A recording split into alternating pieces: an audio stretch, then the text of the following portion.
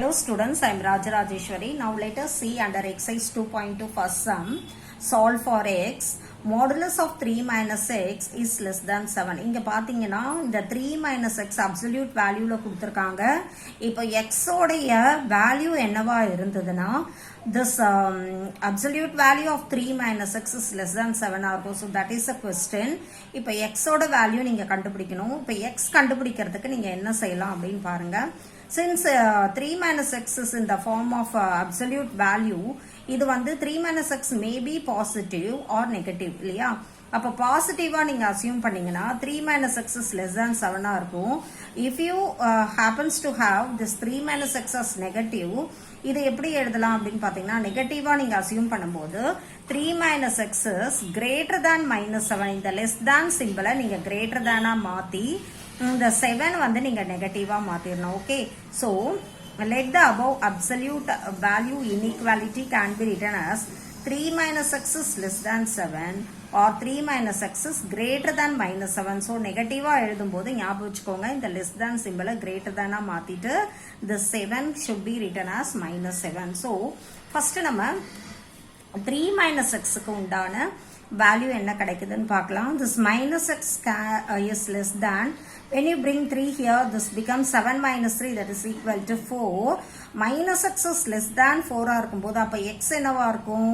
so this minus இங்க பாருங்க, இந்த minus x நீங்க plus x மாத்துறீங்க.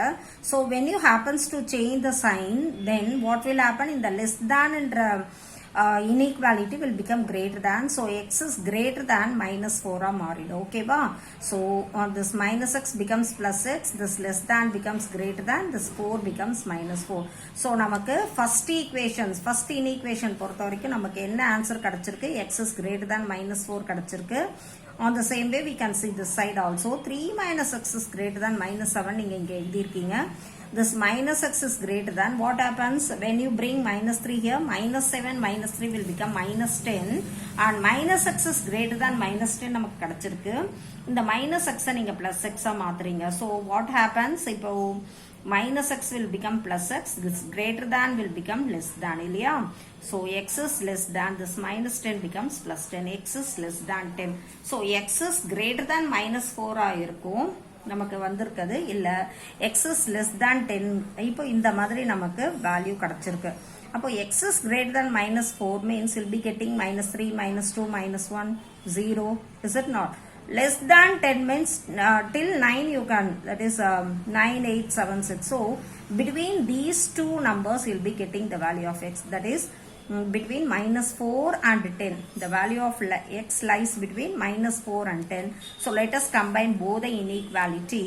Combining both the inequalities we get x is in between minus 4 and 10, that can be written as minus 4 is less than x is less than 10 and the solution is, அப்போ நமக்கு வந்திருக்க solution என்ன அப்படின்னு கேட்டிங்கன்னா between the interval minus 4 and 10. so when you happens to write the interval எழுதும்போது இந்த மாதிரி வந்து ordinary bracketல enclose பண்ணுங்க, so that between minus 4 and 10 அப்படின்னு வரும்போது what are the values will be getting அப்படின்னு பார்த்தீங்கன்னா minus 3, minus 2, minus 1, 0, 1, 2, 3, 4, 5, 6, 7, 8, 9 till 9.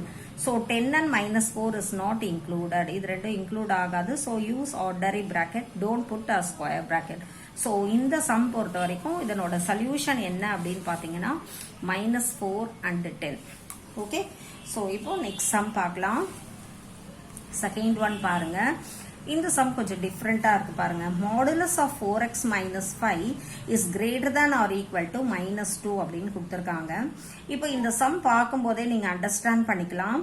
அதாவது absolute value of any number, நீங்க xக்கு நீங்க எந்த வேல்யூ நீங்க சப்ஸ்டிட்யூட் பண்ணீங்கனாலும் உங்களுக்கு வந்து கண்டிப்பா வந்து பாசிட்டிவா தான் கிடைக்கும் இல்லையா? இப்போ x suppose I am substituting 0 அப்படின்னு பாத்தீங்கன்னா 4 into 0 is 0. 0 minus 5 is minus 5. A modulus of minus 5, that is the absolute value of minus 5 is plus 5. So from this what can you say about it? அப்படின்னு பார்த்தீங்கன்னா நமக்கு கிடைக்கிற எல்லா வேல்யூமே உங்களுக்கு பாசிட்டிவாக தான் கிடைக்க போகுது. So you can substitute any real number for this for x. xக்கு பதிலாக நீங்கள் எந்த ரியல் நம்பர் வேணாலும் எடுத்து நீங்கள் சப்ஸ்டியூட் பண்ணலாம். ஸோ இதுக்கு வந்து நீங்கள் வந்து ஸ்டெப்ஸ்லாம் எழுதி கண்டுபிடிக்க வேணாம், நீங்கள் பார்த்த உடனே சொல்லிடலாம். The solution is all real numbers. So all real numbers means it may be negative, positive, 0 or the rational numbers. Okay, so fraction, positive fraction, negative fraction என்ன வேணாலும் நீங்கள் இங்கே எக்ஸுக்கு பதிலாக சப்ஸ்டியூட் பண்ணலாம். So the solution is all real numbers because absolute value of any number will be positive and also it is greater than a negative value. அப்போ நமக்கு வர்ற ஆன்சர் எல்லாமே greater than a negative value கிடைக்க போகுது. So the answer for this sum is it is all real numbers. இப்போ இந்த மாதிரி நீங்கள் வந்து அதுக்கு உண்டான எக்ஸ்பிளனேஷன் இந்த மாதிரி எழுதலாம். I hope you understand both the sum students. இதுக்கு அடுத்த subdivision you can see in the next video. Thank you, ma.